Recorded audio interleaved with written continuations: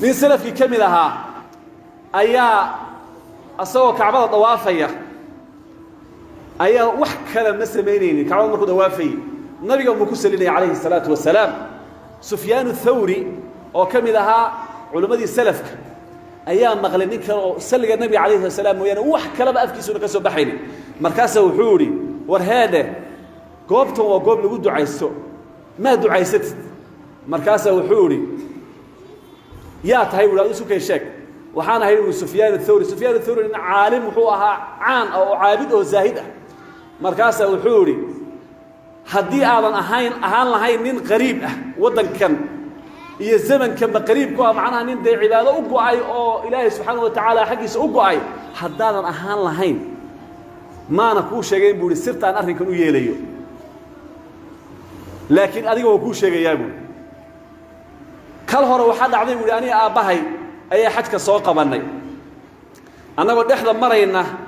أي أباهي بحنون صدي دبيتنا وندول فريستي أباهي أي نفتي كبح ذي بولي دبيتنا أنا وأركيا أي أباهي وتجلس يسبدلي بولي بدوباري wax kasta waan sameeyay waxa uu aan qaban kari waayay wax alla waxaan sameeyaan garan waayay muruga soo waajahday buu markii dambe anigoo sida ah oo in badan aabay dul fadhiyay ayaa wallahi qabato waan seexday buu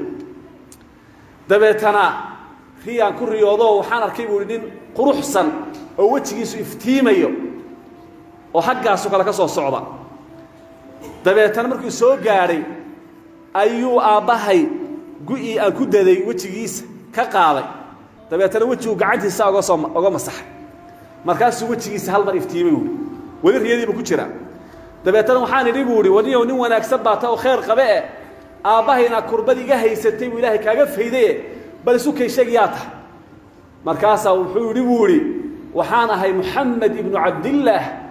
صاحب القرآن waxaan ahay buu Muhammad ibn Abdullah nabi Muhammad baan ahay buu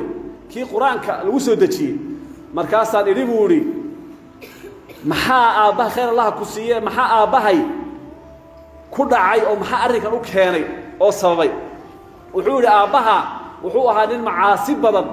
oo naftiisa ku xadgudbay oo macaasida ku xadgudbay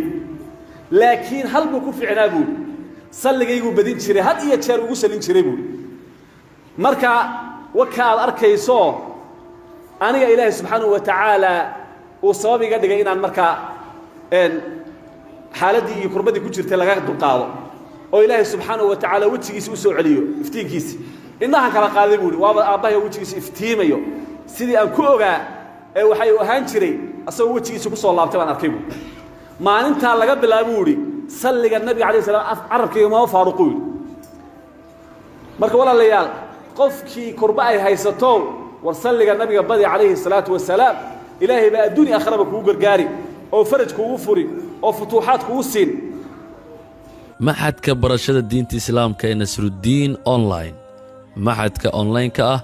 ee barashada diinta islaamka ee Nasruddin waxaad ka helaysaa barashada quraanka kariimka ah iyo tafsiirkiisa barashada higaada quraanka iyo xifdiskiisa iyadoo xoog la saarayo ardayga in uu si fiican u barto higaada quraanka si uu u gaaro isku filnaasho in uu wax qori karo waxna aqrin karo sidoo kale maxadka online-ka ee Nasruddin waxaad ka helaysaa barashada kutubta islaamka sida barashada tafsiirka quraanka kariimka ah iyo barashada ahkaamta fiqiga islaamka sidoo kale barashada ahadiithta rasuulka sallallahu alayhi wasallam barashada aqeedada saxda ee islaamka barashada adkaartii subhanaha sallallahu alayhi wasallam iyo xifdiskeeda wadan kasta ay aad joogto iyo waqti kasta aad u baahato maxadka Nasruddin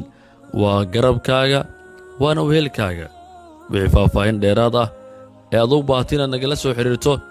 nambarkan hoosta ku qoran ee WhatsApp-ka nagala soo xiriir mahadsanidin